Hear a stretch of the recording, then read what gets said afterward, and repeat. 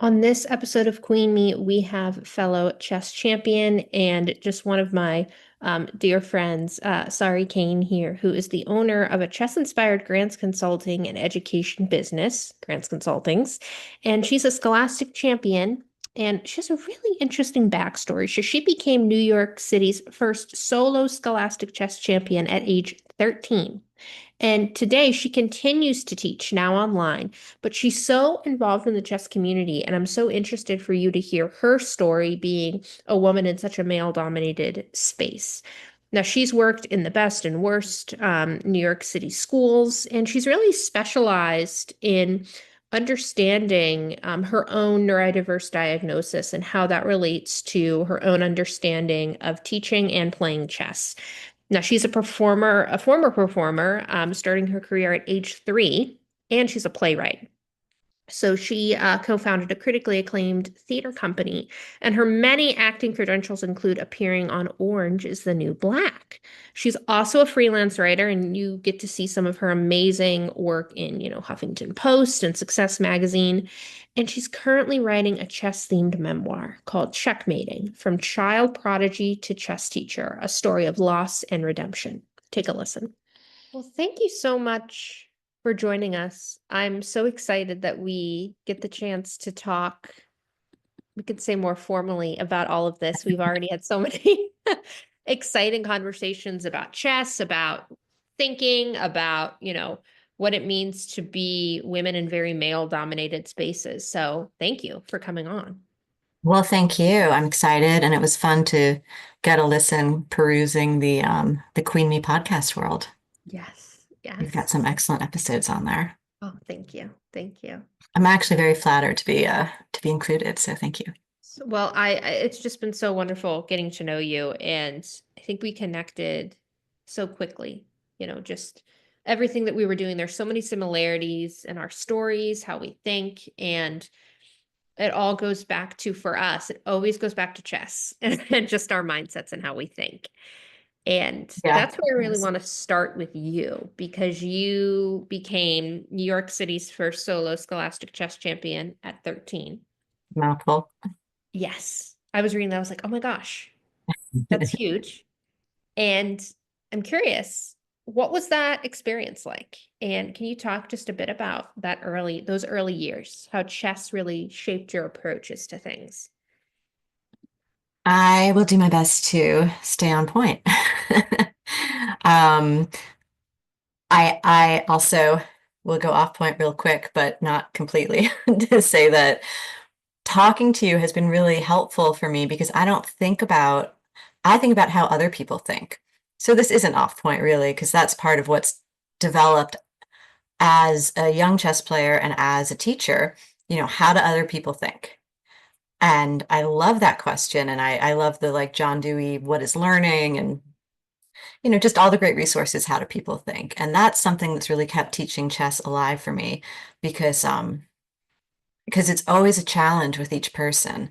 And if there's something, if I'm bored or something's off or someone's not learning, it is on me, because I really need to be thinking, how do you think? And that's always endlessly stimulating. And then my job is to bring it into chess, is to tie those things together. But until you and I talked, I didn't really have a sense of feeling unique or feeling like, oh, this is how I think. But then looking at the things that you do and how you think, I'm like, oh yeah, I do. I think of everything in terms of strategy. And, my husband's always telling me, you don't have a straight answer. You know, there's nothing that's spontaneous about you. Like everything is premeditated and calculated. And I'm like, not in a Machiavellian way. But so it's been really illuminating and good for my self-esteem because I'm like, sometimes I get imposter syndrome. Um, and then I think, well, I actually do have this unique trained way of thinking. Um, and when people hire me for things, I do believe I can bring value and everything. And it's the same thing, trying to figure out their situation, strategize. But it's also like, what do I have that's different? And so, getting to talk to you, I'm like, oh, I see that. Okay. Um, and until I was working on my memoir about teaching chess and playing chess, I didn't think about being the youngest teacher. Uh, till I started writing articles about it, I never thought about it. It wasn't remarked on. It wasn't anything. It was just what I did. And it really saved my life, I think, probably literally and metaphorically, because I was involved, I was a teen. I had stuff going on. I had, you can cut this out or not, but I had sexual abuse. I had, drug addiction, all the things. And going to teach really kept me, it really kept like the best parts of me going. And I never mixed those worlds, but it was so exciting. And I had some really wonderful mentor teachers. And I was so aware of the responsibility and the privilege of getting to be a teacher. Um, I went and I got 28 folders for my first giant class for Success Academy. And I got stickers and I got, I did all the print out, all the things, right? um, I took it really seriously and it really kept the better parts of me going. I love that so much. And just your story, people can learn a lot from you when they look you up and hear your story, right? That process and what it's been like. But I don't know if I ever asked you this, and just sort of came to mind now. When did you first learn to play chess?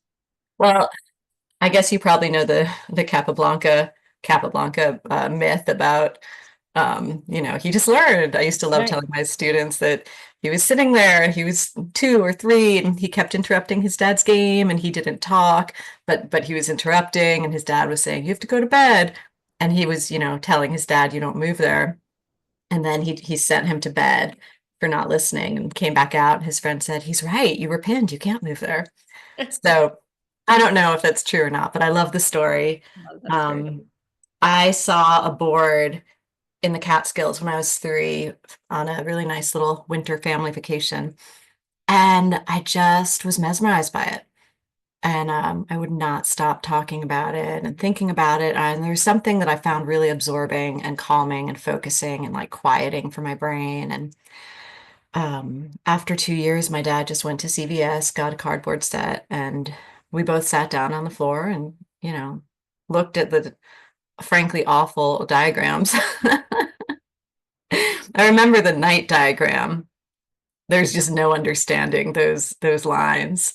Um, and that's how I learned to play. So that was a really sweet moment I had with my dad. Mhm. I love that because I also learned because of my dad, right? Hmm. That moment Hmm. where we were just, again, it's a thing of like, I don't remember fully learning about all the pieces. I just remember watching my siblings Hmm. play. And then I was like, Dad, can we play? Like, I think that's one of the things that's so magical about chess is that you watch people do it and you gain those skills, right? And you've taught for so many years, especially in the special needs schools. So I'm curious from your perspective and your insight, how does chess serve as a tool to empower youth, especially in these environments, maybe kids that have really high IQs or special needs kids? Like, what does that look like for you? Oh my goodness, so many ways. And also, so in our other capacities, I was interviewing you, and it's quite difficult for me to turn that part of my brain off. Um, but I'm trying. Um, Same thing with teaching and playing, right? When you're teaching and you're setting yourself up to lose in 3 or 4 moves consistently throughout the game, and then you try to play a regular game. But I found I taught in over 2 dozen schools in every borough. I was the solo library teacher. I don't know if they ever did that again or whatever happened with that. Going to It was fun. I would go somewhere totally different in the city, like try a piece of pizza or try a donut or try, whatever. And um, And there were a lot of times when people only spoke Mandarin or Spanish or whatever the case might be, and I had to figure out how to teach them chess, and that was great, but it was also a little heartbreaking because they'd say, "Are you coming back?" And I'd be there for a few hours, and nope. So that felt a little essential and urgent. Like, how can I deliver enough chess in X amount of time so that you can take it from there? Um, and teaching in the best and the worst schools, and then the neurodiverse schools were, it was such a, literally going in one day from a school that had everything, that was the most expensive school, to a school that had roaches in the water fountains and windows that didn't open. And, I'd come back and the mice would have eaten my diagrams. And um, it was just such a crazy, heartbreaking juxtaposition that had a lot of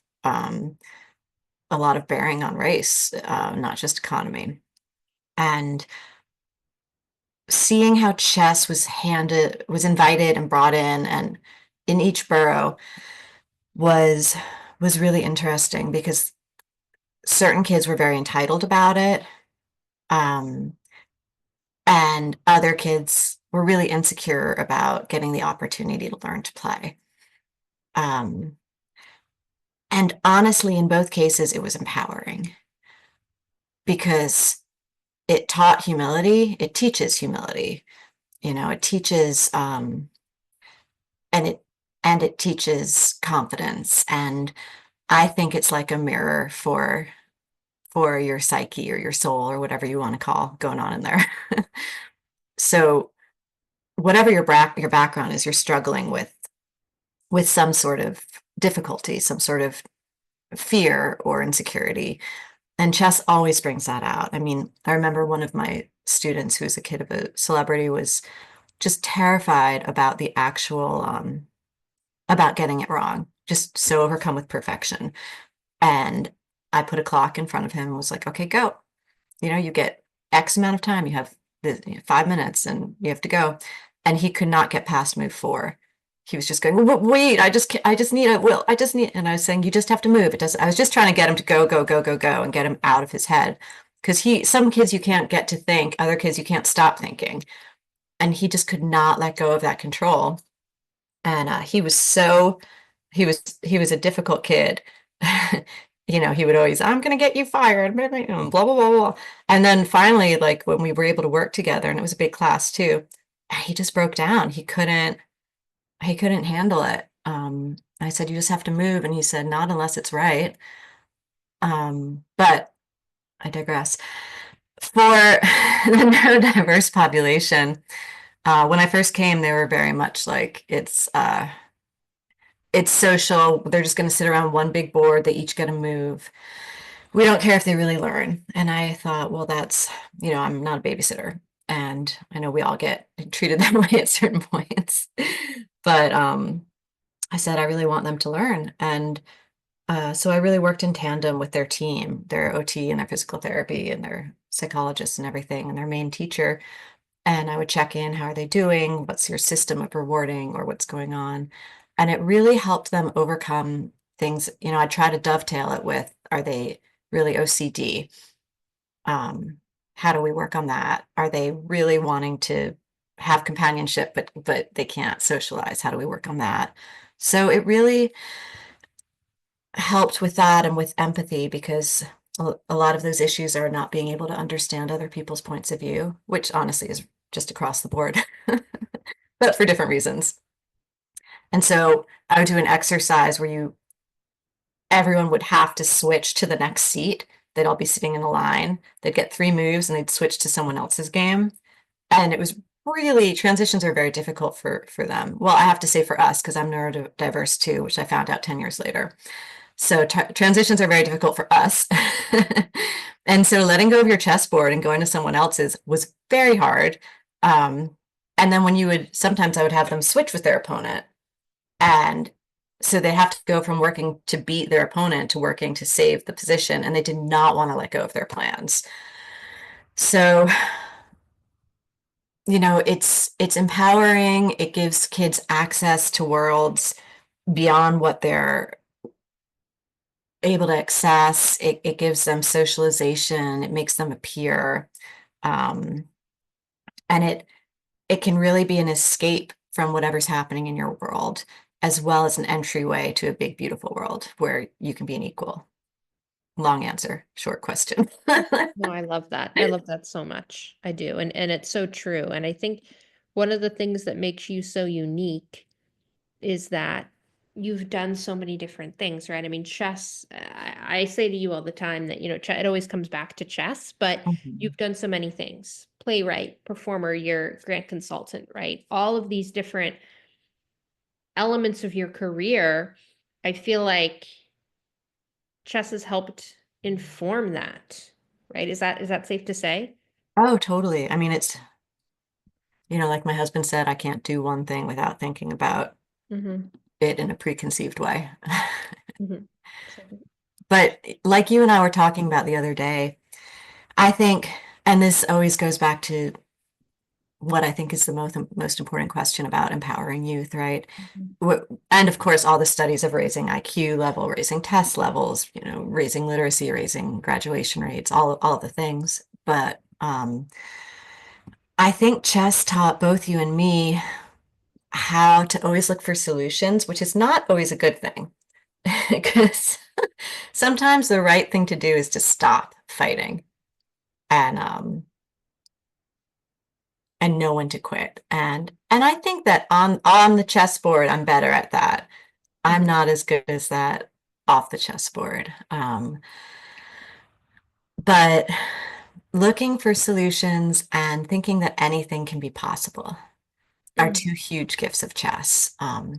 And I think that attitude led to me being a teacher. Why not? Um, Mhm. and again, like that was, I need to mention that was one of my first chess teachers had invited me to assistant teach and another kid from my team. So we did that for a couple years, and then I don't know, I guess I'll keep his anonymity because who knows what he wants in terms of being mentioned. But then there was someone who really got my career going. He called up and said, "Hey, I want to go out on my own teaching chess, and I want you to teach with me." Um, because when I was assistant teaching, I saw that the beginners were getting left behind, and a lot of kids who couldn't fit in those boxes were getting left behind. And I asked if instead of assisting, I could just put them in a room, and they said yes. So I started working with him, and then it just grew and grew. And I never thought, I always thought, okay, well, here's the thing. How do I tackle it? And that's because of chess. And so when I started my own theater company, it was such an obvious thing because I wasn't getting the parts I wanted. My productions weren't getting the productions I wanted. Um, it never occurred to me, don't do this yourself. And then someone said, you don't want to start this now. It's 2008. There's a recession. And I thought, well, I won't know what 2007 was like. So what's the difference, you know? Um, so chess teaches us that there's always a way, and if that way is resigning, you have a new game. I think that something really cool about Magnus Carlsen is that he has really questioned what winning is. Because he could be the best officially, continually, right? Like forever, potentially. And it's not stimulating. He's said that that's not stimulating for him. And that's another chess thing, right? To teach me to keep growing. Because like you said, when your coach said, hey, yeah, you didn't have you had a win, but you could have pushed yourself. And that's how you go from being mediocre to being great. Um, Carlson's looking for what what makes him grow, what makes him tick. And that's not returning to being the world chess champion in the current format, for on endless time. So that's a cool example to set for kids, right? Because they're so obsessed with winning. I like tiny quick anecdote. One of my adult students actually during the pandemic, a surgeon, got really hooked on chess. We were working together. And then suddenly he just couldn't handle it anymore. He was an emergency room surgeon. And so it's like quick, quick, quick, and adrenaline and little bursts and all the time. And he just couldn't take it. And he said, I just, when I lose, I have to keep playing until I win. And that might mean that my only time off, I spend the whole night awake, which my wife hates. Or if I win, he said to me, I've just realized I can't keep winning. There's going to be a loss around the corner. So what do I do? And that's the thing, right? Like you do what Carlson does and you say, hey, what keeps this interesting to me? Because if it's just around winning, if that's how you measure success, it's a really, really difficult place to live. I mean, and I know that personally because that was how I measured success. Absolutely. Absolutely. And I think that's what it's so fascinating about you and your story. And I kind of want to pivot too to your memoir that you're writing, right? And if we could touch on that a bit about what sort of led you to now decide, hey, I want to write this memoir. I want to talk about the pivotal moments in my life, that chess being this like central metaphor for navigating your ups and downs. Can you talk us through that a little bit? Oh man. I mean, there's the like PCPR answer here, but that's not very interesting. I wish I could say, well, but the truth is that when the pandemic hit, I I never saw myself leaving New York Mm, and stopping, and I didn't know that I was spending my life trying to recreate my childhood successes. Um, and that's the thing about being I don't know what to like. It feels weird to say childhood prodigy because there's so many people who are so many better at other things, but so much better. But hitting levels of success, getting published, getting these blockbuster hit roles, getting off Broadway roles, being a chess champion, and then turning 12 and having everything like, no offense, but hit the shitter is really demoralizing. And I spent my life until I was 37 trying to catch up, not trying to catch up, trying to swim back. And yeah, I guess it's like the equivalent of the football star, right? It's like, shit, my best years are behind me and I'm 25. Um, and and that really haunted me teaching because it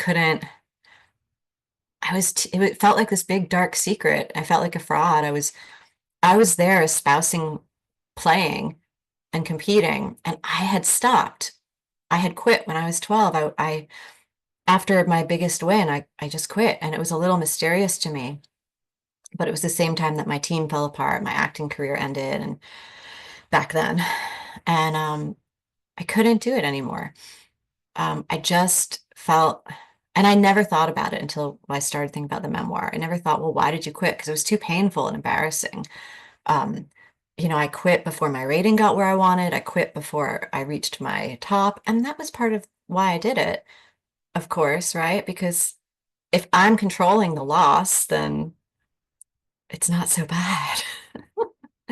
Um, and that anxiety of not being able to sustain it, like not knowing how to get better and needing to get better and not, I guess puberty hit and all these other things happened and I just didn't believe I could win anymore. I went from having this this confidence to not and and feeling like I still had to reach these competitive heights of like fame, which I didn't even want, but I didn't stop to think about. Um, all these things because I was auditioning I mean, literally with Kirsten Dunst and Christina Ricci and Scarlett Johansson. I was like, okay, Uncle Buck, okay, Hook, okay, Interview with the Vampire. Like, where's my damn part? And in retrospect, thank God, no damn part, because that would have, if I'd had access to that stuff, it would have killed me. So I don't know how they did it, but God bless them. Super long, diverted answer. And the point is, um, the pandemic really gave me a pause. It shut the schools, it shut the theaters. I kept teaching online a bit, but I couldn't talk about teaching a large special needs class online when people look like little children, look like they're flies, and I'm doing my best to like psychologically, work with them. And yeah, anyway, I didn't know what to do. I had no place to live. I was staying at a chess master friend from my childhood chess team's house for the week for a year and a half.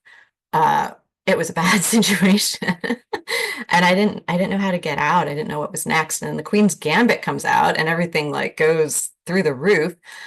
And I'm thinking like my first thought was so ungrateful. It was so like, oh, somebody else told this story. Um, and that's the thing that opened the door for me. And, chess has taught me the other way of thinking. And I went so far away from it, but it's really taught me that, like, my success, your success is a door. You know, if your pizza pie is that small, you have the wrong recipe. And people started to ask me, like, everyone was going, did you see this? Did you? And it just felt like I was so caught in myself. It felt like a reminder of all my failures. And I didn't want to watch it. I didn't want to hear about it. I didn't want to know about it. It was just, I was so competing with this fictional character who was better than me. Um, and then, I got so mad, I finally wrote about it. And I've, I found a great teacher, Sue Shapiro, who worked on articles because I didn't know how to write out of and get published out of plays. And I got an article published in the Huffington Post, and then an agent reached out and said this would be a great memoir. Can I see a proposal? And I had no interest in writing that. I had an interest, I had written all these short stories about my students and how I learned from them and how they were so brave and they were so vulnerable and they were so funny. And each time I was so moved, and I'd look at something in my life and think, oh God. Um, and that's what I wanted to write, but that doesn't sell as well. And I really was hiding behind my work as a playwright, as I was always as a chess player, as an actor, I always hid. So for someone to say, I want your story, I want you to tell your story, it was really terrifying. And I sat on it for a few years. Um, and my husband is a very private person, and um, that was hard to negotiate, a way that we'd both be comfortable. And I don't know, I couldn't stop thinking about it. And and it feels like saying no is not walking through the door of my next chapter. And I spent my 20s and my 30s not walking through the door of my next chapter. I went, no, I can't have anything new. I have to be as successful as I was when I was a kid. I can't let anything new in. I won't play new games. I'll only play speed chess. And I'm ready. I'm in recovery for a long time, well, for 5+ years. I have a different perspective on life. My values are different. Um, the story would be in service of to a lot of things, not like, you know, I need to have my story. I mean, I had to find a way of telling it where it was framed through lessons with my first special needs student who really impacted me and helped me get out of a difficult relationship because he was needing to go to a new school and he'd been bullied and he was suicidal, and it was awful, and he was on the spectrum. And there were a couple of students who I kind of am pushing together to protect his identity. But his mom wanted me to coach him. He wasn't even going to school for this school audition, basically, and it was like the last chance sort of thing.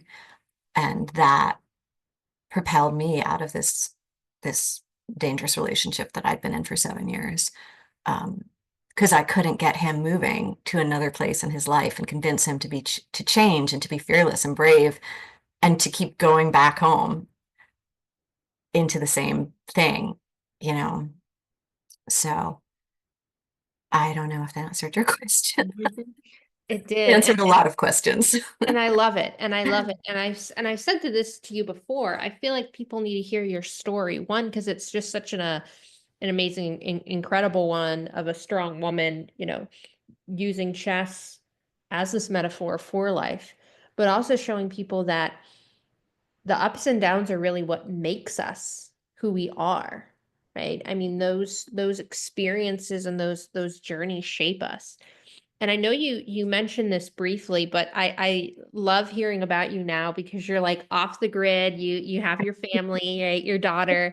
Um, can you tell us about that shift? Like, I'm so curious being in New York in a very like public, really like a public life. I mean, being, an actor, playwright, all of these things. And now you are still very, active out front, right? Because you're writing and you're a consultant, but you've had a major life shift and that you're, as you say, like off the grid, right? So can you tell us Yeah, about that? literally.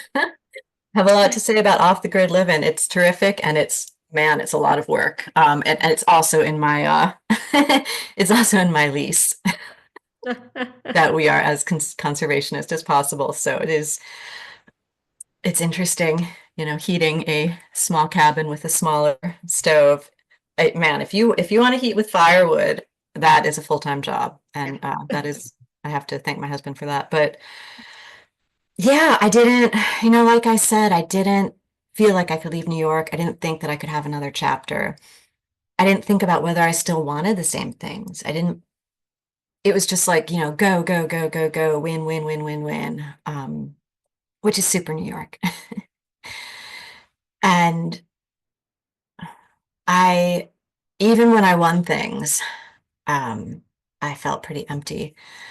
And I didn't know what to do except, push harder, try better, be better, get there faster. Um, and my mom passed away a couple years ago, and she was an artist who didn't work on her art for until my sister and I left for college. And that was a huge thing for me because, especially now as a new mom, I have a whole new perspective on it too. Um, but it was because of her that I could perform and do all these things and as a child. And I loved it. It was what I wanted. But at a certain point, if you're an artist and you're not doing your art, it really, I think, kind of rots us as any dream does, or anything you're meant to do. Um, and now as a new mom, if I did not have to write to make money, I would feel really guilty doing it. I don't think I'd necessarily have that courage to take that time and say, this is important. I need to put this into the world.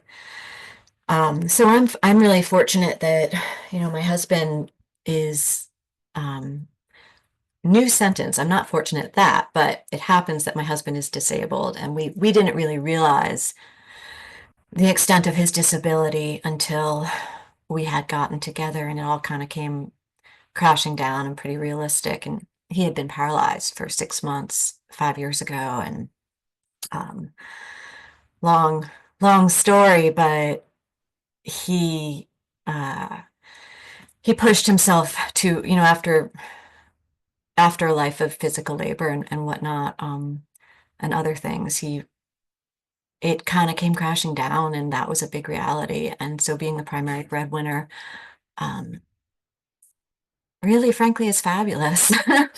I have been in a situation in a relationship where someone else had the money, and um, I can say that having had that lifestyle of all the things I thought I wanted, the best shows, the best theater, the best hiking, the best boating, kayaking, adventuring, um, which physically he can't do. But all the things that money could buy, all that security, um, and I was miserable.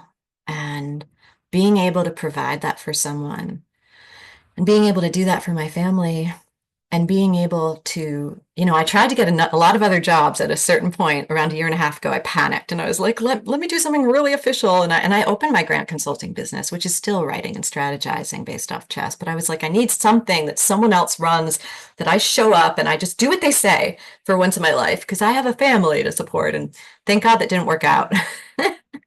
um, and he still does maintenance and caretaking here for the off-grid 100 acres 16 dog slash humane society situation. It's a whole long thing. And if he wasn't doing that, that's our roof. And he does so much looking after our daughter. which is amazing. He's part, as he says, hillbilly and Cherokee. And so she gets the like outdoor love and life. And I'm looking at this wooden obstacle course he's built her. And, he just, it's the way I see it, he's letting me jumpstart my career. The way he sees it being a man, a Southern man in his late 50s, it's horrible, not doing these things, but he wants to be the one providing in that way, to which I can say there's, what I already said. But long story short, had to get out of that situation where I was at my chess master friend's house for a year and a half. Um, I didn't know what to do, and my sponsor suggested in one of my recovery programs suggested that I apply to an art residency, and I'm not going to do that. It's the pandemic. Nobody's going anywhere. What are you talking about? But I did it, and I got into one right away on a donkey farm in rural Tennessee, and I had to get my driver's license, which was terrifying, but I came here for 6 months, and my plan was, you know, keep going to residencies, keep teaching online, maybe go to Mexico again, maybe go to Nepal. Um, I had like a sort of eat, pray, love thing in my head. Like there was a yoga retreat in Nepal. And maybe that was the thing to do, or maybe I didn't know. And something told me I was going to be sticking around this tiny town, and I thought, huh. Um, and known my husband. He'd been in this town as well. He for their recovery clinic, and he'd been working there, just doing everything from maintenance to counseling to just everything. Um, and we fell in love, after strategizing around each other for 6 months. And then it was pretty quick because, we're older, we knew what we wanted, we were in love. And I had been volunteering at the Humane Society for it doesn't matter why. And they didn't know I needed a place to live or we needed a place to live. And they said, "Hey, I've got this little cabin, what do you think?" And I got kicked out of the donkey farm because I had fallen in love and it was not in the 6 month writing contract and we were just no longer aligned. It was a whole thing. And I was thinking, oh no. And he was getting booted from where, the staff housing. And the next day our landlady said, "Do you want to come here?" And I said, "Well," and we came and we looked, and it was a cabin on a hill in the middle of the woods with stickers on the door. They built it for somebody who ended up not moving in. It had been empty for 2 years. There were cobwebs in the middle of the living room. I mean, there were vines. It was like a fairy tale. And we both said yes right away. And and ever since I was little, I've wanted to live in the woods. When my mom came, she said, "Gosh, I always thought you'd end up living in the woods with a bunch of animals, but I thought you would be 80 and alone." And that sounds harsh, but that's what I thought. My whole life, I did not want a family. I did not want children. I wanted to focus on my career. I didn't want to not do my art and resent anyone or repress anything or think that I didn't or not have the courage to think I earned that space.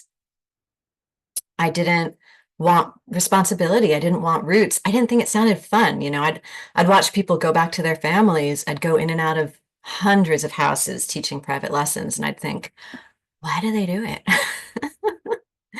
um, but fortunately, I had to reevaluate everything and look at everything honestly, and look at why I was doing what I was doing, and be open to letting it go and saying, I don't know what happens next, which for us control freak chess players is absolutely terrifying. If you don't know what happens next, you've done something very wrong. You feel so anxious. You're like, what is happening? It's terrible, but that really helped me build a lot of, trust and faith in my own specific spirituality and world, and just go, okay, what if I don't know? and what if I see what happens? And I have this whole new life now. Um, and it's better than anything I've ever known. And I'm happy for the first time, and uh I wake up, I don't know exactly what's going to happen. A tree might need getting cut down. There might be a rattlesnake. There might be a, stranded dog on a ravine, or who knows what. And we get to be this like bombastic little family living in the woods, zooming all over. And, you know, it's amazing. It's it's really special building. I get why people do it, We're building this new life together, and it's really great. And it helps not I'm not living for my art anymore. My art is in and my business, they're in service to the kind of life that I want to try to have and give. Um, so it's not so crazy making. I love that so much. And you can just tell how happy you are. And it's just so it's just so beautiful. I am happy. I am 100%, 100 million% terrified about the memoir. I mean, I overcame so much fear to finally decide to do it. I shot myself in the foot half doing it a few times. Like, here's kind of a proposal. And then finally I'm like, no, I'm doing it. But, Mhm. even just talking about it, my hands are shaking and sweating and uh yeah. I Well, mean, I it's cannot different wait. putting things out in the world today too. Like that, it's a freaking terrifying thing to do these days. Mhm. Like, my goodness. It's so scary, but I cannot wait to read it. Like I am so Oh. excited, um and I would love for you to include maybe this in how you answer this next question in it, which is, what does unleashing your inner queen mean to you, and how do you unleash your inner queen? Well, I just got a gnat out of my world. Uh, so hold on. Mhm. More questions. Oh my goodness. Well, I'm gonna share that I am looking out my studio window. Our landladies, when we said that we were pregnant, quite unexpectedly, they invited me as a little artist, writer person, nature person, to come live in their cabin for a bit. And suddenly I show up with someone who quickly becomes my husband. And then suddenly there's three of us. And so they got us a, a shell of a studio. And then my husband built it out really, really beautifully. So every time I come in, I get to know that what I'm walking on and looking at was built by sweat and blood and love. Mhm. And I'm looking out the window. My dad is visiting from up north, and he is with my daughter right now. And my husband is there, and they're all in the little playground together, and they're all doing that, in part so I can do this right now with you. And if that Mhm. doesn't make me feel like a slightly embarrassed but very proud queen, Mhm. I love it. I don't know what does. Mm. Releasing my inner queen. I think it has a lot. Man, I should have thought about these questions. I mean, I did, and then I put it aside in my prepare, don't prepare way. Um, I think it's probably has a lot to do with like my the fir I feel like it has a lot to do with my inner little girl. Just that like pure part of me that has not understood how to navigate in the world yet and what that means, and just has is all kind of instinct and action and emotion and courage um, and fear and horrible insecurity as was my experience. But but yeah, just getting back to that place where in a really respectful way I can say like I can be I can position myself in the world from a centered place of knowing myself, my true self, and knowing my needs and knowing what I can offer. And this has to do with my grant company too, a bit, right? Because that's really trained me to think, to use chess to think about a solution first offering. Like, I'm not asking you for money. I'm not asking you for an in-kind donation. I'm not asking you for a connection. I'm saying, hey, this is what I do and this is what you do. And if we do this together, I think it could be a really awesome opportunity. And this is why, this is what I bring to the table, or this is my table. Would you like to come to it? And that's the inner queen, right? Of like knowing my value and my worth.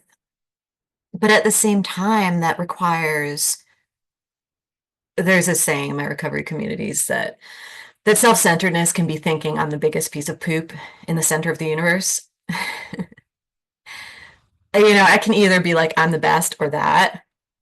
And so knowing that I've had this story with all these ups and downs and all this magic and love and hardship and all this great stuff, if that's true for me, and I know it is because of my experience, then being in the same space with you, I know it's true for you. And I know it's true for whoever you talk to next, and so on and so forth. So being able to give each other that respect has a lot to do with my inner queen as well, right? Because I don't have to be the center of the world. I don't have to control everything. I don't have to be the one that makes things happen. And thank God. Easier said than done. But my husband likes to say that he's an expert at everything that happens down here in the street, in the like real world. And I'm an expert of up here in the clouds. And together we can hopefully offer our daughter a composite of the world, and from a place of love and opposites in a lot of ways. Like we're similar in so many ways, but we're opposites in a lot of ways. And um, we can give each other space to be opposites because we have that knowledge of ourselves and who we are. And so we can afford each other that same respect, I guess. I'm saying the same thing over and over, but yeah, I mean, I don't know. It's knowing what I really want, which is to live in the woods. That's part of it, right? I don't want to live in New York City. I don't want to do social media. um, and then, okay, well, what's realistic, and how do I make that work? And and so yeah, it's based off of safe self-knowledge and knowing what my dreams are and having that courage and knowing who to keep in my court and knowing that everybody who's in my court supporting me, I'm also on their supporting team where they're their own queen or king or whatever. I love that so much. I love that so I'm glad I didn't have coffee first. This would have been really bad. much. 10 minutes later. No, I love that. And it's just always so wonderful talking with you because you get it, right? You get it when I speak about, strategy, what it means, just what's happening in my brain, you get it. You've been there Hmm. and you're there and you understand it. And so it's just so amazing to, and has been amazing to connect with you to, continue to grow our friendship and our work together. And I'm just so grateful for your time and your expertise and Goodness, all your likewise. wisdom. Thank you for wanting to ask me questions and for spending so much time thinking about them. Yeah, I mean, there were so many interesting things to dive into. Hmm. But I'm so excited for your memoir and for all the things happening. So Thank I'm here you. cheering you on. Sorry, wait, last sentence. What? I'm here cheering you on. Oh, you're cheering me on. Oh, good. You said for your memoir, and my brain went, Hey, but what happened? I went away. But that's okay. I'm back. And new me now says, oh, I didn't hear something and I want to know what she said. Yeah. Old me would have been like, yes, I'm going to nod blankly. Yeah. Um, thank you. I the more I talk about it, the more of a I am doing this. I can do it. It's a reality and like, yeah, I do think it should be in the world. Okay, cool. I do believe in it. I do want to share it. I love it. I love it. Thank you so much for your time and your expertise. I appreciate it. Thank you.